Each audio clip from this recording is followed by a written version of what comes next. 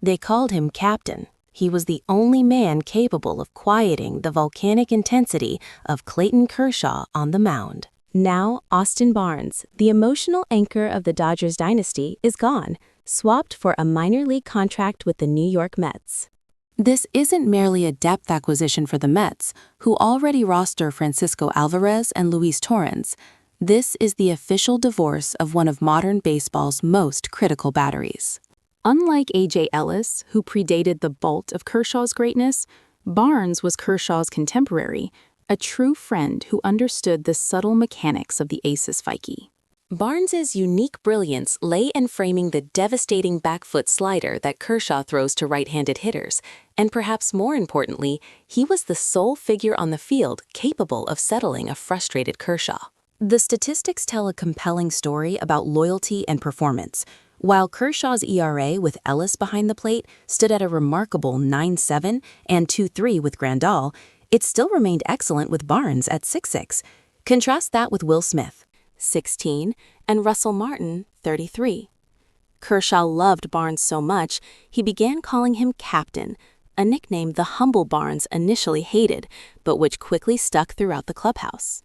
However, as Kershaw's undisputed stature within the Dodgers organization began to wane, so too did Barnes's security. His game began to slip significantly, starting in his age 33 season. Despite this sharp downturn, the Dodgers initially exercised $25 million option last year. But after just 13 games, where he posted a meager .518 OPS, the inevitable arrived. He was released on May 20th. The irony was brutal. Barnes was picked up by the rival Giants a month later, but failed to make it out of AAA. The final emotional blow? He had to watch Kershaw achieve his 3,000th career strikeout on his phone, the historic pitch caught by Dalton Rushing, not the captain. Barnes's journey is one of adaptability. The nephew of 13-season veteran Mike Gallego, Barnes started as a shortstop in Little League, earning the nickname Hoover for his ground ball vacuuming skills. His transformation came during his time at Arizona State, when a sudden wave of injuries forced him behind the plate temporarily. He immediately impressed, throwing out 19 of 24 attempted base stealers, permanently cementing his switch to catcher. Drafted by the Marlins, he was developed as a rare utility player capable of handling both catcher and second base, a versatility that caught the eye of Andrew Friedman. The defining moment of his career came in the 2014 trade that sent D. Gordon, Dan Herron, and Miguel Rojas to Miami, bringing Barnes, Kike Hernandez, Chris Hatcher, and Andrew Heaney back to LA. Barnes quickly became a crucial piece, culminating in a spectacular 2017 full-time season, where he logged 102 games and an outstanding 895 OPS. His baseball IQ was legendary. When Yu Darvish joined the Dodgers in 2017, he lauded Barnes as a genius with next-level baseball. Darvish claimed Barnes's signs perfectly matched his own thoughts, noting he almost never had to shake him off. He specifically praised Barnes's ability to frame low pitches as, "This respect was so profound that even after the 2017 World Series disaster, Darvish's hope to remain with the Dodgers for redemption was heavily influenced by the prospect of continuing to work with Barnes." During pre-game strategy meetings involving the starter, coaches, and catcher, Barnes was often the driving force. While many expect him to become a highly sought-after coach immediately, Barnes is fiercely pursuing every last opportunity to remain a player. And there is a deep financial reason why. Barnes's quest for a spot on the Mets roster is tied directly to the coveted MLB service time pension. A full pension, which provides $275,000 annually, starting at age 62, plus lifelong health insurance for him and his family, requires 10 years of service time. Teammate Chris Taylor, who was also recently released, cleared that 10-year threshold. Barnes, however, currently sits at 8 years and 162 days. He needs nearly 2 more years to guarantee that lifetime security. Failing to reach 10 years means he only secures the gold card, free admission for 2 to any MLB ballpark in the country, but misses the guaranteed income that defines financial peace. While Barnes chases 2 years of service time in Queens, his former club, the Dodgers, are projecting a collection of starting pitchers that team president Andrew Friedman boldly called the deepest and best collection of his entire career. With Shohei Ohtani, Yoshinobu Yamamoto, Tyler Glasnow, and the strong pursuit of high-end FA starters, the Dodgers are stacking unprecedented depth.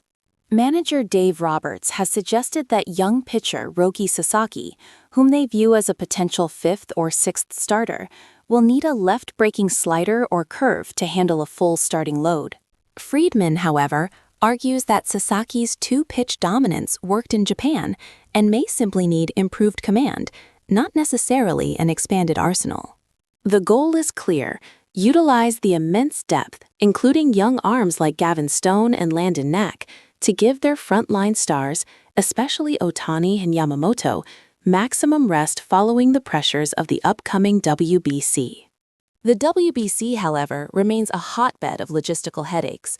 Following Carlos Correa's withdrawal, Miguel Rojas, the Venezuelan infielder, was forced out due to insurance problems for the second straight tournament. Rojas, who pulled out of the last tournament when Gavin Lux was injured to remain focused on the Dodgers, saw his stronger desire to participate this year dashed because no insurer would guarantee his full salary if he suffered an injury. This echoes the exact frustration Clayton Kershaw faced last year when he offered to pay his own massive premium but still couldn't secure coverage. Currently, Venezuela manager Omar Lopez is anxiously waiting for insurance approval for star Jose Altuve. Meanwhile, 2,700 miles away, the rebuilding Oakland A's, preparing for their inevitable relocation to Las Vegas, are surprisingly committing long-term resources to young talent. Following their $86 million 7-year deal for catcher Tyler Soderstrom, they locked up shortstop Jacob Wilson for 7 years and $70 million. Wilson, the son of former shortstop Jack Wilson and the 6th overall pick in 2023, finished 3rd in the major league in batting average behind only Aaron Judge and Bo Bichette last year, and placed 2nd in the Rookie of the Year vote to Gunnar Henderson. Unlike his defensive-first father, Wilson provides an Arias-like contact profile, coupled with surprising pop, hitting 13 home runs.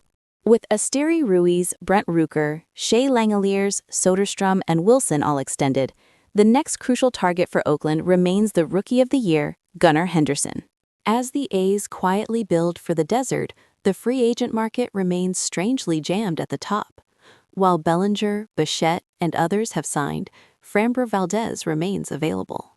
Valdez, who leads the majors in shared wins and is 2nd in quality starts since 2020, is facing complications stemming from his age, a high-profile incident where he intentionally hit a catcher, and recent postseason struggles.